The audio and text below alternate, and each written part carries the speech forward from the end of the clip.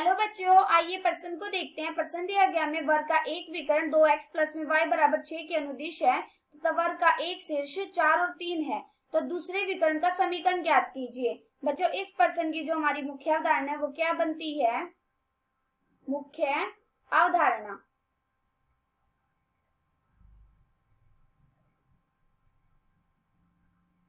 जब बच्चों एक रेखा दूसरी रेखा पे लंबवत होती है, इस रेखा की परिवृत्ता m1 मान लेते हैं और इस रेखा की परिवृत्ता m2, तो एक रेखा की परिवृत्ता गुणा में दूसरी रेखा की परिवृत्ता बराबर होती है -1 के। मतलब एक रेखा m1 गुणा में m2 बराबर होती है -1 के।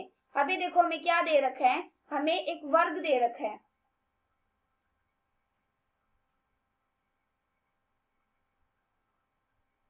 और बोले इस वर्ग का एक विकर्ण, हमें यहाँ पे एक वर्ग का विकर्ण बना देते हैं। इसका हमें समीकरण दे रखा है, इस विकर्ण का हमें समीकरण दे रखा है 2x प्लस में y बराबर 6 दे रखा है और एक शीर्ष के बिंदु दे रखे हैं। मतलब इस वर्ग के एक शीर्ष के बिंदु दे रखे हैं, या तो ये बिंदु इसका है या इस शीर्ष का है या इसका है या फिर इसका है। तो हम कैसे पता करेंगे? अभी देखो, इसका नाम रख देते हैं इस शीर्ष का a और इसका रख दिया b, इसका रख देते हैं c और इसका रख देते हैं d। जब हम ये बिंदु इस समीकरण में लगाएंगे तो इसको संतुष्ट नहीं करता। इसका मतलब a और c तो होगा नहीं, या तो d होगा या फिर b होगा। हमने मान लिया d का है 4 और 3, तो यहाँ पे एक विकर्ण बना देते हैं।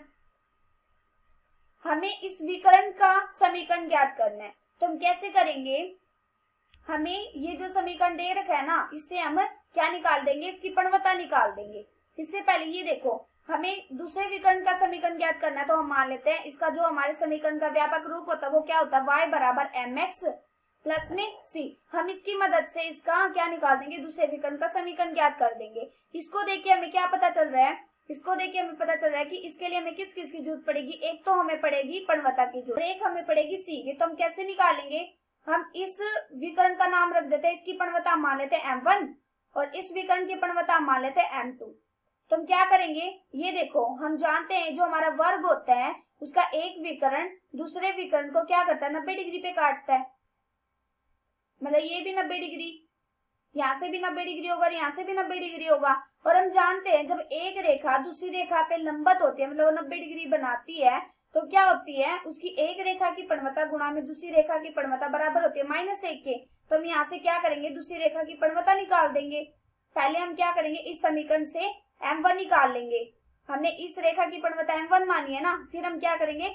इस समीकरण का नाम रख दें समीकरण नंबर 1, फिर हम समीकरण नंबर 1 में लगा देंगे, तो यहाँ से हमारे दूसरी रेखा की मतलब दूसरे विकर्ण की परिवृत्ता ज्ञात हो जाएगी। फिर हम क्या करेंगे? इस समीकरण का नाम रख देते समीकरण नंबर 2। फिर हम समीकरण नंबर 2 में जो हमें बिंदु दे रखे हैं शीर्ष के, इसके बिंदु हम x और y का मान रख देंगे और m का हमारा निकल जाएगा, तो यहाँ से हमारा c का मान भी ज्ञात हो जाएगा। फिर हमारे पास परिवृत्ता भी ज्ञात हो जाएगी और हमारे पास c का मान भी ज्ञात हो जाएगा। फिर हम समीकरण नंबर 2 में रखेंगे ना, तो यहाँ से हमारे दूसरे विकर्ण का समीकरण ज्ञात हो जाएगा। तो हम सबसे पहले क्या करेंगे? इस समीकरण को उठाएंगे, यहाँ से हम क्या निकालेंगे? m1 निकालेंगे। हमें क्या दे रखा है समीकरण? हमें दे रखा है 2x प्लस में y बराबर 6 दे रखा है।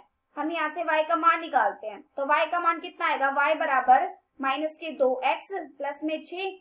जब हम इसकी समीकरण नंबर 2 से तुलना करेंगे तो यहाँ से हमारा m1 कितना आ जाएगा? m1 बराबर आ जाएगा -2। हमारे ये देखो m1 निकल गया। अब हम क्या करेंगे? इसको समीकरण नंबर 2 में लगा देंगे, तो यहाँ से हमारे क्या निकल जाएगा? दूसरी जो हमें निकालनी है विकर्ण, उसका हमारे क्या निकल जाएगी? परिवृत्ता ज्ञात हो जाएगी। तो यहाँ से कितनी आ जाएगी हमारी परिवृत्ता? जब हम इसे समीकरण नंबर 1 में लगाएंगे तो m गुणा में m1 गुणा में m2 था, तो -2 गुणा में m2 बराबर -1। जब इसको हल करेंगे तो कितना आ जाएगा m2 का मान? m2 बराबर माइनस का 1 बटे में -2, माइनस से माइनस कट गया। यहाँ से हमारा m2 का मान कितना आ गया? वो आ गया हमारा 1 बटे में 2। हमारी परिवृत्ता ज्ञात होगी। अब हम क्या करेंगे? जो हमारे बिंदु दे रखे हैं ये, और जो हमारी परिवृत्ता निकली है उसको हम लगा देंगे समीकरण नंबर 2 में, तो यहाँ से हमारा c का मान ज्ञात हो जाएगा। तो यहाँ से हमारा c का मान कितना आ जाएगा? पहले हम बिंदु लिख लेते हैं। हमें बिंदु दे रखे 4 और 3 और हमारी परिवृत्ता कितनी निकली है? मतलब हमारा m2 कितना निकला है? 1 बटा में 2। अब हम क्या करेंगे? उस समीकरण में लगा देंगे। हमारा समीकरण क्या था? y बराबर mx प्लस में c। यहाँ से हमारा ये हमारा क्या होता है? x, ये हमारा होता है y। x का मान हमारा कितना है? 4 और m का मान कितना है 1/2 गुणा में x कितना है हमारा 4 प्लस में c और y का मान कितना है हमारा 3। जब हम इसको हल करेंगे तो यहाँ से कितना आ जाएगा, ये देखो ये 2 पे कट गया, 2 दूनी 4, यहाँ से कितना आ गया 3 बराबर 2 प्लस में c, यहाँ से c का मान कितना आ गया हमारा, जब 2 को दूसरी तरफ भेजेंगे तो माइनस में हो जाएगा, 3 माइनस में 2, c का मान आ गया हमारा 1। हमारा c का मान भी ज्ञात हो गया और हमारी पणवता भी ज्ञात हो गया। अब हम क्या करेंगे, इसको समीकरण नंबर 2 में लगा देंगे। तो यहाँ से कितना आ जाएगा जब हम इसको समीकरण नंबर 2 में लगाएंगे, समीकरण नंबर 2 कितना है y बराबर mx प्लस में c, m का मान कितना निकला है 1/2, तो y बराबर 1/2 गुणा में x प्लस में c का मान कितना निकला 1। जब हम इसको हल करेंगे तो यहाँ से कितना आ जाएगा, यह आ जाएगा 2y बराबर x प्लस में 2, यहाँ से कितना आ गया x माइनस के 2y प्लस में 2 बराबर आ गई 0 के। ये हमें क्या ज्ञात हो गया, हमें दूसरे विकर्ण का समीकरण ज्ञात हो गया और हमें दूसरे विकर्ण का समीकरण ही ज्ञात करना था। आशा करती हूँ कि बच्चों आप सबको समझ आया होगा। धन्यवाद।